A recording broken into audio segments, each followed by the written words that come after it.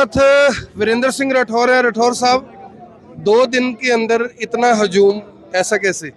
आप देख सकते हैं मेरे साथियों का प्यार है। पिछले 20 वर्षों की राजनीतिक जीवन में जिन साथियों ने मुझे आगे बढ़ाने का काम किया है, हमारे लोकसभा के हर एक गांव से हमारे मजबूत साथी हर बिरादरी से आज यहाँ उपस्थित हैं। और ये वो लोग हैं जो किसी भी चुनाव को किसी भी तरीके से पलटने में सक्षम हैं। और मुझे देख के आज बड़ी खुशी है कि मेरे तमाम साथी, आज जगह कम पड़ गई और अक्सर देखा जाता है कि कुर्सियाँ कम लगाई जाती हैं। यहाँ हमारा पूरी जगह पिछले 1-1.5 घंटे से कम पड़ चुकी है और अभी भी साथियों का, हज़ारों साथियों का आना लगातार जारी है। ये इस बात को दर्शाता है कि मेरे ये साथी ये आज इस कार्यक्रम के बाद अपने अपने गांव में जाएंगे और बीजेपी का पलटा हर बूथ के ऊपर लगाने का काम कर देंगे। आज से ही जितने साथियाँ बैठे हैं, आप ये समझ लो इनकी घर घर की वोट भी लगभग 2 लाख वोट है। ये 2 लाख वोट तो आपके आज यही इस मीटिंग में बैठी है। और जिस दिन ये घर से बाहर निकल के वोट मांगने के लिए, वो दिन खट्टर साहब की संदूकड़ी के अंदर वोट ढूंढनी जो है उनको मुश्किल हो जाएगी। ये प्रतिज्ञा जो है हमारे साथ है। राठौर साहब, आप खुद लोकसभा चुनाव के लिए जब लोकसभा की टिकटों का वितरण होना था, आप उस समय भी कहते थे कि जिसको भी टिकट मिलेगी हम उसका साथ देंगे। आपका नाम सबसे ऊपर था। एकाएक दिव्यांशु को टिकट मिला, इस बात का कुछ मलाल है? क्योंकि अभी भूपेंद्र सिंह राठौर जो आपके पिता है, उनसे बात हुई तो कहीं ना कहीं टीस दिख रही थी अंकल के अंदर। वो कह रहे थे कि भी चाहे टिकट नहीं मिल पाई, लेकिन विधानसभा में विधायक बनाकर घरौंडा के लोग अब वीरेंद्र राठौर को विधानसभा भेजेंगे। देखिए, स्वाभाविक है थोड़ी मायूसी तो साथियों के अंदर हुई, क्योंकि तमाम साथी पिछले 5-6 साल वर्षों से तैयारी कर रहे थे और विपरीत हवा के खिलाफ तैयारी चल रही थी। हिमालय पर्वत की चढ़ाई करने की तैयारी चल रही थी, क्योंकि 6.5 लाख का मार्जिन था और 6.5 लाख के मार्जिन को पूरा करने के लिए साथियों के अंदर भी हौसला चाहिए। तो पिछले 5 वर्षों में जो साथी इतने बड़े मार्जिन में मेरी ताकत बनकर के मुझे आगे बढ़ाने का काम कर रहे थे, तो वाकई उस हौसले में थे कि उन्हें हिमालय पर्वत की चढ़ाई करनी है।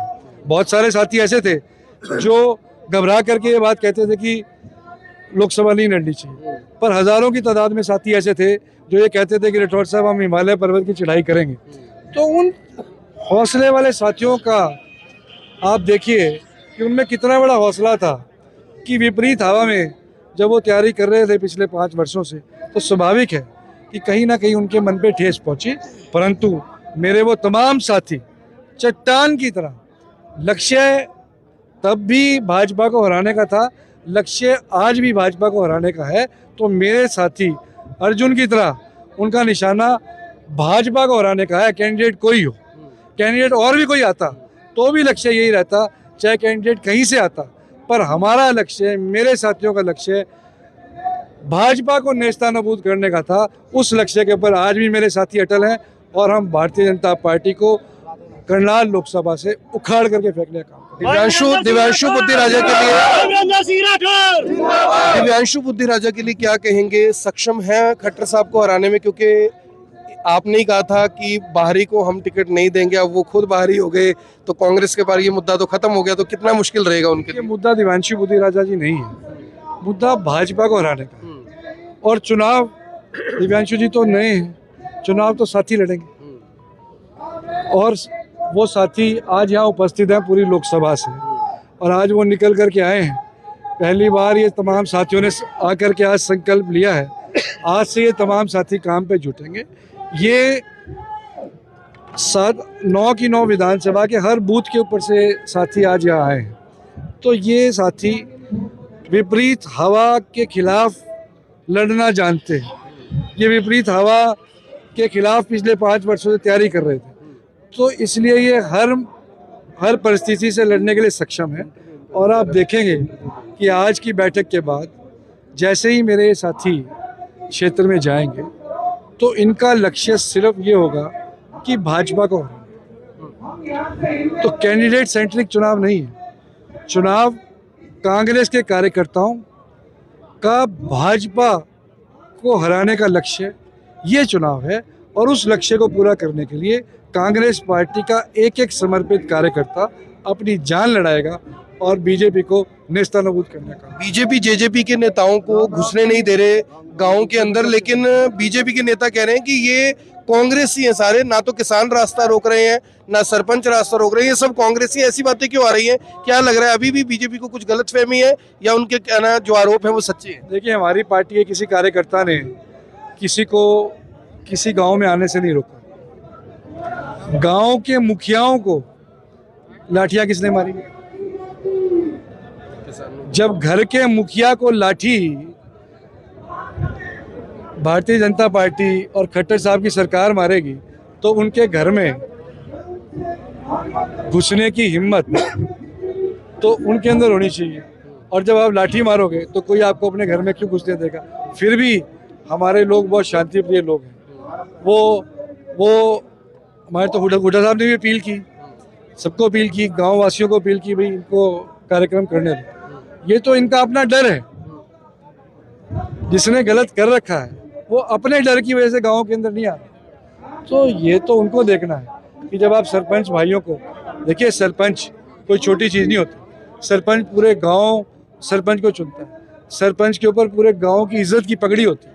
उस इज्जत की पगड़ी को जब आप लाठियों के माध्यम से उछालने का काम करोगे तो आप किस अधिकार से गांव के अंदर जा कर के वोट मांगोगे? गांव के अंदर हर वार्ड के मेंबर पंचायत भी, वो पूछेंगे कि आपने पूरी पंचायत की बेइज्जती क्यों की? उनके जवाब भारतीय जनता पार्टी के लोग नहीं दे पाएंगे। तो इसलिए वो दुखी होकर के इस प्रकार की बयानबाजी कर रहे हैं। आदमी को अपने, मैंने पहले भी कहा, Newton third law of motion है भाई, each and every action has equal and opposite reaction. तो ये कैसे हो सकता है कि आप लाठी मारे और कोई रिएक्शन ना आए? ये तो लग रहा है कि एक्शन का रिएक्शन है। एक्शन का रिएक्शन है। आखिरी सवाल है, तीन ने भी कहा है, 3 निर्दलीय विधायकों ने सरकार से समर्थन वापस ले लिया। इस समय स्थिति ये बनी हुई कि सरकार गिर भी सकती है, लेकिन साथ साथ ऐसा लग रहा है कि जेजेपी को तोड़कर भी सरकार बचाई जा सकती है। इसको लेकर क्या प्रतिक्रिया आपकी? देखिए, मैं इस पे कोई बड़ी टिप्पणी नहीं करना चाहता। इस पे मैं छोटी टिप्पणी भी नहीं करना चाहता।